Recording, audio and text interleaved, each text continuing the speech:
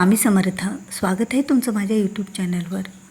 गुरुचरित्र पारायण हा जो ग्रंथ आहे तो 5वा वेद मानला जातो आणि हा दिव्य ग्रंथ आपल्या हातात पडणं म्हणजे सुद्धा खूप मोठं पुण्य असतं। आणि हा ग्रंथ वाचन करणे, या ग्रंथाचे 7 दिवसाचे, 3 दिवसाचे किंवा 9 दिवसाचे असे पारायण केले जातात। हा ग्रंथ एरवी कुणीही वाचू शकत नाही, कारण हा ग्रंथ वाचताना बरेच नियम आहेत। कारण हा 5वा वेद आहे। 5वा वेद आपल्या सामान्य माणसाला समजणं हे सोपी गोष्ट नाही आहे। म्हणून तर गुरुचरित्र पारायण वाचताना बऱ्याच नियमांचं पालन केलं जातं आणि बरेच नियम, जसे की दिवसभरात नियम वाचताना नियम जेवढे आहेत, दिवसभरात जेवढे नियम आहेत तेवढेच नियम जेवणातसुद्धा आहेत। गुरुचरित्र पारायण करताना पासून संध्याकाळपर्यंतचे नियम आहेत आणि खरंच या नियमाला घाबरून बरेच जण गुरुचरित्र पारायण करायचं सुद्धा टाळतात। पण गुरुचरित्र पारायण करताना नेमकं काय खावं, काय खाऊ नये, कोणत्या भाज्यांचा समावेश जेवणात असावा, कोणते धान्य खावं, ह्या सगळ्या गोष्टी आपल्याला माहीत असण्याशिवाय हे गुरुचरित्र पारायण वाचन केलेलं त्याचं फळ मिळत नसतं। आणि काही नियम तर आवर्जून पाळलेच पाहिजे, तरच गुरुचरित्र पारायण वाचन केल्याचं पुण्य आपल्या पदरात पडत असतं। गुरुचरित्र हे वाचन करणे म्हणजे फक्त त्यांचं वाचन करणे आणि ते फक्त वाचून आपण बाजूला होणे असं नसतं। त्यातली एक एक वळ, त्यातला एक एक शब्दसुद्धा आपल्या सांसारिक गोष्टीसाठी मानला जातो। कारण गुरुचरित्र पारायणामध्ये प्रत्येक ओळीला आणि प्रत्येक जे काही शब्द आहेत, जेवढे काही अध्याय आहेत, तेवढ्या अध्यायामध्ये दत्त महाराजांचे जे अवतार आहेत त्या अवतारांचं वर्णन आहे। जसे की श्रीपाद श्री वल्लभ, नरसिंह सरस्वती यांचं वर्णन आहे आणि त्यांनी कसे आपल्या भक्तांचे दुःख दूर केले, त्यांच्या अनेक इच्छा मनोकामना पूर्ण केल्या, याविषयी सुद्धा त्यामध्ये बराच उल्लेख आलेला आहे। ग्रंथ हातात पडणे म्हणजे आपलं भाग्यच मानलं पाहिजे। कारण कोणीही जरी साधंसुधं म्हटलं किंवा कोणीही ठरवू शकत नाही की आपण हा ग्रंथ वाचन करायचा। हे महाराजच ठरवतात, दत्त महाराजच ठरवतात, स्वामी महाराजच ठरवतात की खरंच हा ग्रंथ कोणाच्या हातात द्यावा। हा ग्रंथ कोण वाचन केल्याच्या नंतर याच्यामधल्या ज्या काही गोष्टी आहेत, म्हणजे फक्त वाचून बाजूला होण्यापेक्षा त्यातील एक एक वळ जर आपण समजून घेतली, त्याच्यावर नीट विचार केला, तर आपल्या संसारासाठी उपयुक्त अशा ओळी आणि शब्द त्यामध्ये दिलेले आहेत। म्हणून तर महाराजांनी अशाच लोकांच्या हातामध्ये हा ग्रंथ दिला की ज्या लोकांना हे ग्रंथ वाचन करून आपल्या संसारामध्ये काही बदल केले पाहिजे, आपला संसार कसा सुरळीत चालावा, गुरुचरित्राच्या प्रमाणे हे आपण पाहिलं पाहिजे आणि त्याप्रमाणे वागण्याचा प्रयत्नसुद्धा केला पाहिजे। आता गुरुचरित्र पारायण करताना बरेच नियम आहेत। पारायण जर घरी करत असाल तर घर अगदी स्वच्छ आणि पवित्र असावं, देवघर स्वच्छ करून घ्यावं, त्यासमोर चौरंग टाकावा, पाट टाकावा आणि त्यावर एखादं पिवळं वस्त्र किंवा लाल वस्त्र अंथरावं, त्यावर पोथी ठेवावी, आपल्या डाव्या बाजूला एक नारळ ठेवावं, श्रीफळ, आणि त्यानंतर वाचनाला सुरुवात करावी। आणि तुम्ही जर पूजा मांडत असाल तर दत्त महाराजांचा फोटो मांडावा, जोडपानावर एक सुपारी मांडावी आपल्या डाव्या साईडला आणि देवाच्या उजव्या बाजूला। त्यानंतर एक कलश स्थापना करावी, जसे आपण कलश स्थापना करतो त्याप्रमाणे, आणि नंतर दररोज त्या पोथीला आणि पूजेला खडीसाखरेचा नैवेद्य दाखवावा आणि दररोज एखादं का होईना पिवळं फूल त्या पोथीला अर्पण करावं, दत्त महाराजांना अर्पण करावं। हे तर झालं पूजेविषयी, पण आता पारायण करताना काय खावं, काय खाऊ नये, याही गोष्टी तेवढ्याच महत्त्वाच्या आहेत।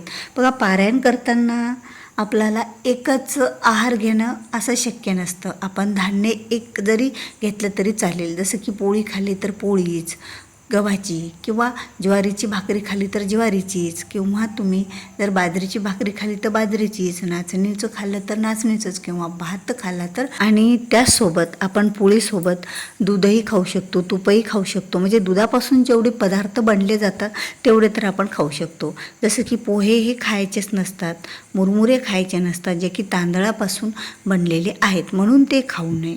आणि त्याचबरोबर आपण भाज्या कोणत्या खावा, डाळी खाव्या का नाही, डाळी अजिबात खाऊ नये. कारण जे धान्य डबल होतं, जसं द्विदल धान्य हे खायचं नसतं.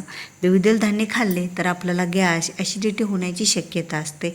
म्हणून तर हे द्विदल धान्य टाळायचं असतं सहसा. आणि पौष्टिक आणि त्याचबरोबर सात्विक जेवण हे या गुरुचरित्र वाचन करताना या सप्ताहामध्ये घ्यायचं असतं. आता भाज्या काय खाव्या, भाज्या कोणत्या खाऊ नये आणि कोणत्या खाव्यात. तर बघा, भाजीमध्ये आपण पहिल्या दिवशी जी भाजी खाल्ली ती खावी असं नाही. आपण टमाटे खाऊ शकतो, बटाटे खाऊ शकतो.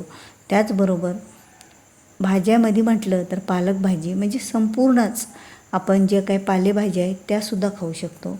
आणि त्याचबरोबर कांदा लसूण हा टाळायचा असतो. कारण कांदा लसूणसुद्धा आपण खायचा नसतोच या पारायण काळामध्ये. आणि त्यामध्ये आपल्याला एक भाजी तर चुकूनही खायची नाही आहे. आणि या भाजीचा नैवेद्य आपण देवांना कधीच दाखवायचा नाही आहे.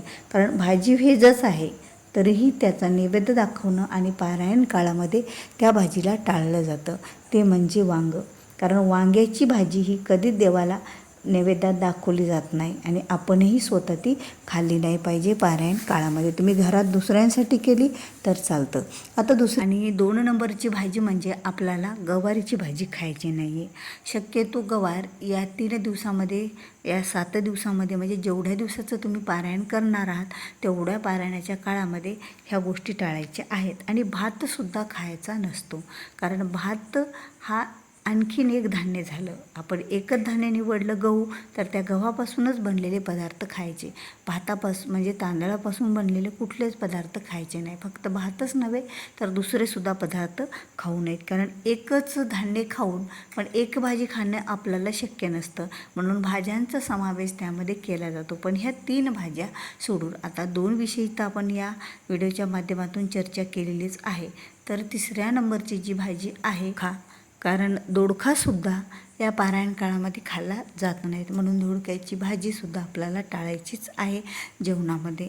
तर आपल्याला चुकूनही ह्या 3 भाज्या खायच्या नाहीत. इतर आपण बऱ्याच भाज्या खाऊ, पण ह्या 3 भाज्या खाल्ल्या तर आपण पारायण करूनसुद्धा याचं फळ आपल्याला मिळत नसतं आणि पारायण करून पापसुद्धा लागत असतं. आता पाप म्हणजे काही आपल्यासोबत वाईट होईल असं नाही, तर पाप म्हणजे आपण जे काही पुण्य कमवणार आहात त्या पुण्याचा तर आपल्याला फायदा होणार नाही. म्हणून आपण ह्या भाज्या खाणे टाळायच्या आहेत. तर गुरुचरित्र पारायण काळामध्ये आपण लोणचंसुद्धा खाऊ शकतो. लोणच्यामध्ये द्विदल धान्य हे कोणतंच नसतं. त्यामुळं आंब्याचं लोणचं, कैरीचं लोणचं आणि मिरचीचं लोणचं, लिंबाचं लोणचं ह्यासारखे लोणचं आपण खाऊ शकतो. दूध खाऊ शकतो, दही खाऊ शकतो, तूप खाऊ शकतो. दुधापासून बनलेले इतर पदार्थसुद्धा आपण या पारायणाच्या काळात खाऊ शकतो. आता पारायणाला दररोज नैवेद्य काय दाखवावा गुरुचरित्राला, तर गुरुचरित्राला रोज वाचन झाल्याच्यानंतर खडीसाखरेचा नैवेद्य दाखवावा. आणि शेवटच्या दिवशी पुरणाचा नैवेद्य किंवा जमेल तसा एखादा गोडधोडाचा नैवेद्य आणि त्यामध्ये भात, वरण ह्या गोष्टी आवश्यकच आहेत. तर असा नैवेद्य एक पोथीला दाखवावा, एक पूजेला दाखवावा आणि एक दत्त महाराजांना दाखवावा, एक घरातील कुलदेवीला दाखवावा आणि एक गाईला ठेवावा. असे 5 नैवेद्य मांडून शेवटच्या दिवशी त्रिकाल आरती करून तो नैवेद्य दाखवून गाईला काळामध्ये चुकूनही खोटं बोलू नये. कारण खोटं बोलण्याला सुद्धा आपल्याला पाप लागत असतं. एरवीसुद्धा खोटं बोलू नये.